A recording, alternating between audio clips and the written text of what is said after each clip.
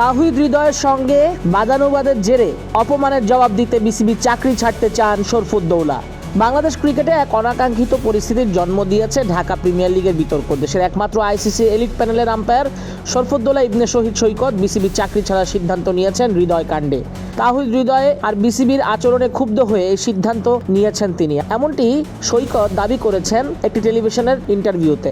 ঘটনার সূত্রপাত ডিপিএলে মোহামেডানের অধিনায়ক তাওহিদ হৃদয়ের শাস্তি ঘিরে। আবাহনী মোহামেডান ম্যাচে আম্পায়ারের সিদ্ধান্ত নিয়ে তর্কে জড়ান হৃদয়। মাঠে এবং ম্যাচের পরেও আম্পায়ার সৈকতদের নিয়ে আপত্তিকর মন্তব্য করেন জাতীয় দলের এক ক্রিকেটার। নিয়ম অনুযায়ী এক ম্যাচ নিষেধাজ্ঞার পর আরও এক ম্যাচে মাঠের বাইরে থাকার কথা ছিল হৃদয়ের, কিন্তু বিসিবির আম্পায়ার্স বিভাগ টেকনিক্যাল কমিটির সিদ্ধান্ত উপেক্ষা করে হৃদয়ের এক ম্যাচের শাস্তি কমিয়ে ফেলে। আর এখানেই বাধে বিপত্তি। এমনই এক ঘটনা ঘটেছে, শাস্তির বিধিবিধানও পরিবর্তন করে ফেলেছে প্রশাসন।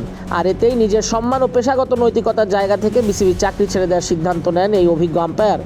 বিসিবির এক সূত্র জানিয়েছে বিষয়টি বোর্ড পর্যন্ত পৌঁছেছে এবং বিসিবি সভায় সেটা নিয়ে আলোচনা হবে। যদিও শরফুদ্দৌলা এখন আনুষ্ঠানিকভাবে কিছু বলেননি, তবে জানা গেছে তার সিদ্ধান্ত বেশ দৃঢ়। শুধু শরফুদ্দৌলাই নন, আম্পায়ারিংয়ে অনাকাঙ্ক্ষিত হস্তক্ষেপে আগেও পদত্যাগ করেছেন জাতীয় দলের সাবেক ক্রিকেটার এনামুল হক মনি। এবার সেই তালিকায় যুক্ত হলেন দেশের সেরা আম্পায়ার শরফুদ্দৌলা। বাংলাদেশ ক্রিকেটে এই ঘটনা নতুন করে শৃঙ্খলা স্বচ্ছতার প্রশ্ন তুলে দিল। সম্মান ও ন্যায় বিচারহীন এই পরিবেশে আন্তর্জাতিক পর্যায়ের আম্পায়ারের অপমান নিঃসন্দেহে দেশের ক্রিকেটের জন্য অশনি সংকেত বটে।